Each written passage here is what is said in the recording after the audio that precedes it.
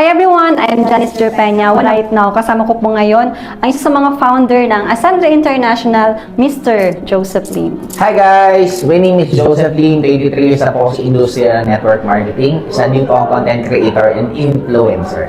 Right now, bakit po kami nasa harapan po ninyo ni Janice? Kasi gusto lang po namin sabihin sa inyo na nagtayo na po kami ng sarili po naming company. Ang pangalan po is Ascendra International. Ano yung purpose? Bakit kami nagtayo? Simple lang. Yung maganda, lalo natin pagandahin. Yung mabilis, lalo na natin mabilisin. Yung madali, lalo natin papadaliin. Kasi ako, being 23 years na sa industry ng network marketing, isa po ako sa pwedeng magsabi na maganda po talaga ang networking. Kasi dito nagbago buhay, dito ako kumita ng malaki. Kaya lang, habang ako pwede magsabi ng maganda, nasasaktan din po ako at nalulungkot ako na marami po ako naririnig na nagsasabing negative sa networking. Pero hindi ko rin po sila masisisi kasi kung sila ba talaga na scam, naloko nang nag-recruit sa kanila, nagsara yung kumpanyang sinalihan nila, o hindi po sila nag-guide ng maayos, talagang legit naman.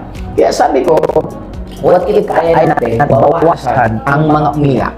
Dagdagan natin yung mga ngumiti, dagdagan natin ang mga kumita. Then, magagawa ko lang siya if I will put up my own company. Then, nung tinayo po namin ng Ascendra, ang unang tanong namin, paano to mapapagawa na mas madaling kumita ng malaki? Kasi lahat naman dumadali na eh. Communication dumali because of the technology.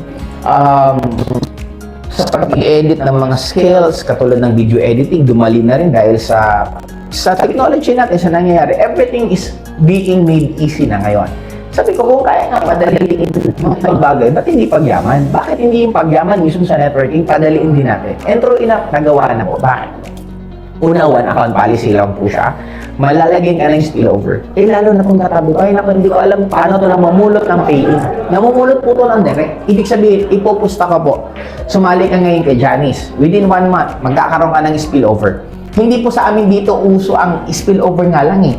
Kasi kung meron only price, may only text. Kay Ascendra po, may only Spillover. yun, may only spillover dito. Hindi po isa, hindi 5, hindi 10, hundreds or thousands of people pagdating po ng oras, few years from now, may i-spillover sa'yo ni Janice. Imaginein mo, kung ang marketing plan ng Ascendra is binary, isa sa left, isa sa right, at yung kabila, tapos na, di 50% na lang ang tatrabahuin mo. Pero hindi ka pa mag-isa magtatrabaho dito. Ito ulit ang magtatrabaho. Ano ang gagawin mo? Ituloy nyo po ginagawa nyo. Nagtatrabaho ka, ituloy mo. May negosyo ka, buksan mo pa rin tinahan mo. Lahat lang ng kakilala mo o referral, i-refer mo kay Janice. Si Janice mag-i-present, siya mag-i-explain, siya mag-guide, magtuturo. Pag nagtuloy-tuloy, jackpot ka po doon. Kaya marketing plan, check. Napakadali. Credibility, kung tatagal ba yung kumpanya, check. Kami ba naman ang may-ari? Di ba? Hindi naman namin ito tinayo para hindi ito tumagal. Check. Product, quality products tayo. Kasi ang hinahabol natin, repeat order. Ang habol natin, yung tao pag bumili, gumamit, uulit-ulit. Kaya quality product, check. Mentor, super duper check. Yan, napakagaling na po nito. And lastly, nasa timing po kayo. Kasi ang Ascendra International, February 8 of 2026 ang start. Yes, ulitin ko ha. February 8, 2026. Ngayong taon na to nagsimula. Kaya ang kagandahan po dito, nasa pioneering stage siya. Alam mo naman ang networking. Ito lang, I'll be very frank with you. Pag nauna ka at trinabaho mo, jackpot ka po talaga. Kaya i-maximize nyo na po habang andoon po ng oras Janice. Kasi sigurado ko po, matutulungan na po talaga nito ng sobra-sobra. Kasi lahat po, na makapanood ng video ito, kontakin mo na to agad. Kasi malay mo, ito na pala ang sagot sa matagal mong dinadasan.